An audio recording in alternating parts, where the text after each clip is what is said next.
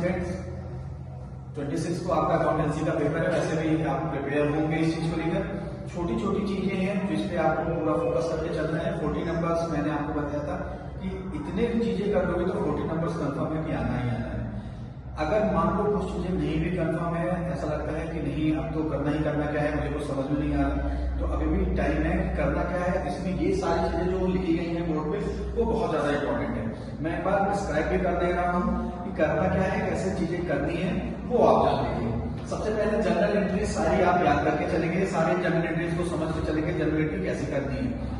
सारी general entries को अगर आपको क्लियर है तो ये मान के चलिए 30 से 35 नंबर तक आपको मिलना तय है, कोई दिक्कत नहीं है। लेकिन जनरल एंट्री 100% रेडी होनी चाहिए। दूसरी चीज कैपिटल अकाउंट आनी ही आनी है, 100% रहती है। क्वेश्चन में आपके पेपर में 100% आती है और ये आपको मैंने पहले बता दिया है कि 100% ये आएगी, चाहे वो फिक्स का हो गया या फ्लैक्चुएटिंग का हो गया, दोनों में से आप तैयार करके दोनों चलिएगा, कोई ना कोई जरूर आ जाएगा। आगे बढ़ते हैं तो ड्राइंग का भी हमेशा ये केस रहा है कि कहीं ना कहीं से ड्राइंग का क्वेश्चन पूछ लिया है, तो ड्राइंग को भी आप प्रिपेयर करके चलिएगा।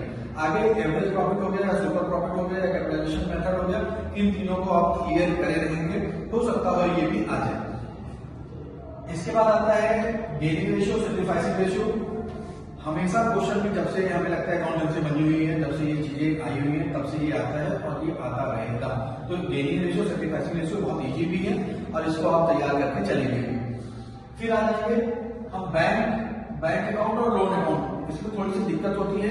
Bank account, loan account 2 number का अकाउंट होता है, छोटा सा अकाउंट बनता है, तो इसको प्रिपेयर कर लीजिएगा।